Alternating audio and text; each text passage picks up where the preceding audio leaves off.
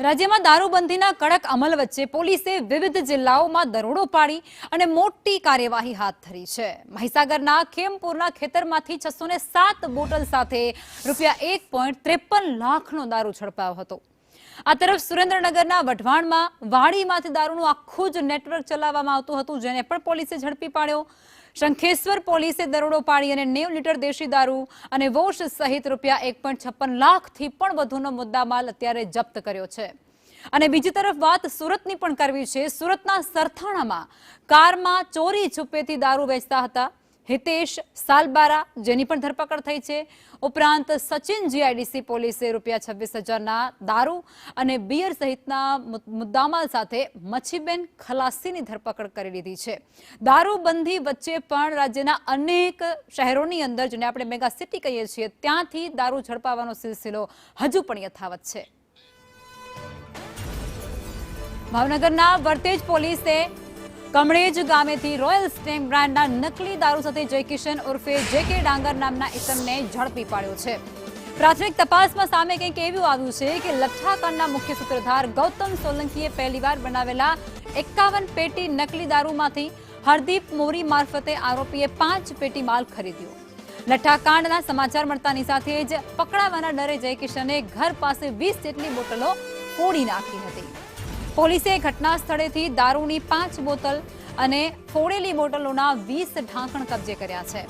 આ નકલી દારૂના નેટવર્કને ઉઘાડું પાડવા માટે વર્તેજ પોલીસે આરોપીને કોર્ટમાં રજૂ કરી 4 દિવસના રિમાન્ડ મેળવી વધુ પૂછપરછ જારી રાખી છે। આ તરફ પાટણના શંખેશ્વરમાં પોલીસે દેશી દારૂની ભઠ્ઠી પર પર્દાફાશ કર્યો છે। ત્યાં રેડ કરી હતી। હાઈટેક ડ્રોન ટેકનોલોજીનો મદદ લેવાય અને જેમાં પોલીસે દારૂ બનાવવાનું આખું જ નેટવર્ક શોધી કાઢ્યું। મનવરપુરા ગામની સીમમાં ડ્રોન કેમેરાથી લોકેશન ટ્રેક થયા બાદ એલસીબી અને શંખેશ્વર પોલીસે દરોડો પાડ્યો, કાર્યવાહી કરી અને એ દરમિયાન પોલીસે ₹1.56 લાખથી વધુનો મુદ્દામાલ, 90 લીટર દેશી દારૂ અને વોશનો જથ્થો ઝડપી લીધો।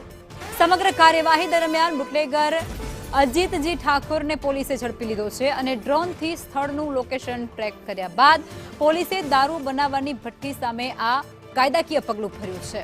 હાલ પોલીસે આરોપીને ઝડપી પાડ્યું છે અને આગળની કાયદાકીય પ્રક્રિયા હાથ ધરી છે।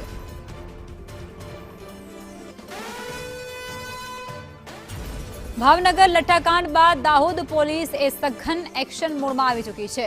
મધ્યપ્રદેશ અને રાજસ્થાનને જોડતી આંતરરાજ્ય સરહદો પર પોલીસ દ્વારા સઘન કાર્યવાહી કરવામાં આવી રહી છે। વાહન ચેકિંગ હાથ ધરાઈ રહ્યું છે, જેમાં ઘાબડિયા સહિત ખંગેલા, મીનાક્યાર, ચાકલિયા, સેજાવાડા અને સગટાણા ચેકપોસ્ટ પર કડક તપાસ જારી રાખવામાં આવી છે।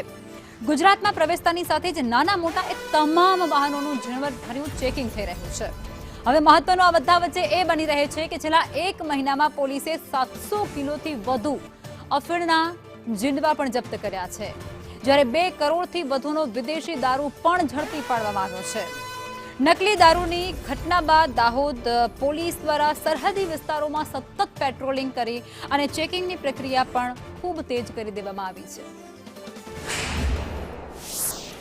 દાહોદ જિલ્લાની જે બોર્ડર વિસ્તાર લાગુ પડે છે ત્યાં ચેકપોસ્ટ સતત ચાલતી હોય છે અને જે અમુક ઘટનાઓ ઘટી છે એ અન્વયે પણ એ કામગીરી છે એ વધારે કડક કરવામાં આવેલી છે। અને સમગ્ર ઘટના અન્વયે દાહોદ પોલીસ દ્વારા છેલ્લા 1 વર્ષમાં લગભગ 35 કરોડથી વધારેનો મુદ્દામાલ છે એ જપ્ત કર્યો છે અને નામદાર કોર્ટની પરમિશન લઈ અને એસડીએમસીની હાજરીમાં મોટાભાગનો મુદ્દામાલ છે એ કોર્ટના ઓર્ડર મુજબ વિડીયોગ્રાફ સાથે નાશ પણ કરવામાં આવેલો છે।